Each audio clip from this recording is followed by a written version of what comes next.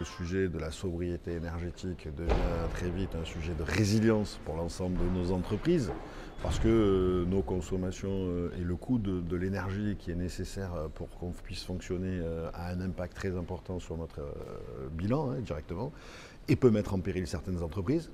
Deuxième chose, parce qu'on a un plan de sobriété énergétique à mettre en place, comme le gouvernement l'explique depuis la rentrée, pour faire 10% d'économie, pour pouvoir passer l'hiver en ayant tous de l'énergie. Et troisième chose, parce que je crois qu'aussi, dans chaque crise, il y a un côté danger, c'est les deux premiers points que je viens d'évoquer, et puis il y a un côté opportunité.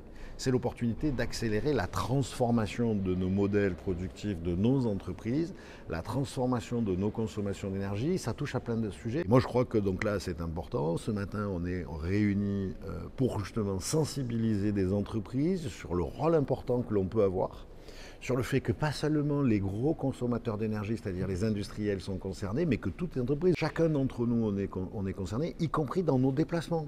La première ambition aujourd'hui, c'est de répondre à l'attente du gouvernement de diminuer de 10% de consommation énergétique pour cet hiver, pour arriver à passer l'hiver de façon plus tranquille que ce qu'on aurait imaginé, mais également de s'engager dès à présent dans cette transition énergétique, dans cette sobriété dont on a besoin pour la planète. Alors, les conseils que l'on peut donner aux entreprises présentes, c'est vraiment de aujourd'hui commencer par faire un diagnostic, individuel ou pas, de ces consommations énergétiques dans leur entreprise et ensuite de regarder et de rencontrer toutes les personnes qui peuvent leur offrir des solutions, leur donner des idées pour réduire ces consommations énergétiques.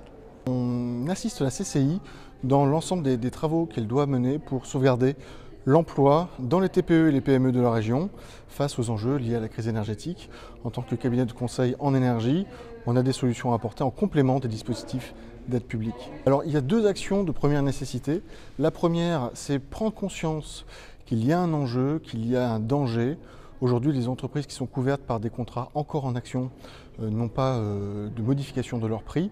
Par contre, dès la date d'échéance passée, les renouvellements des contrats arrivent à des prix astronomiques, pouvant mettre en danger la survie de l'entreprise.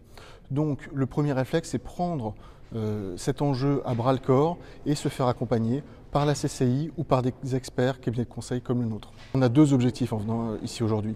Le premier, c'est faire connaître notre offre de services qui répondent partiellement ou totalement aux enjeux de la crise énergétique pour les TPE-PME et affirmer notre soutien aux actions de la CCI, aux actions publiques au service des territoires et de l'économie. Pour moi, les conseils que je vais donner, ça va être instrumenter les bâtiments. Instrumenter le bâtiment pour pouvoir voir un peu ce qui se passe dedans et pour pouvoir également le monitorer, mais également agir sur sa conduite. On parle chez nous également de l'automatisation du bâtiment, par exemple, et de la régulation. Et sur ces deux points, si vous voulez, l'action de la personne devient automatique.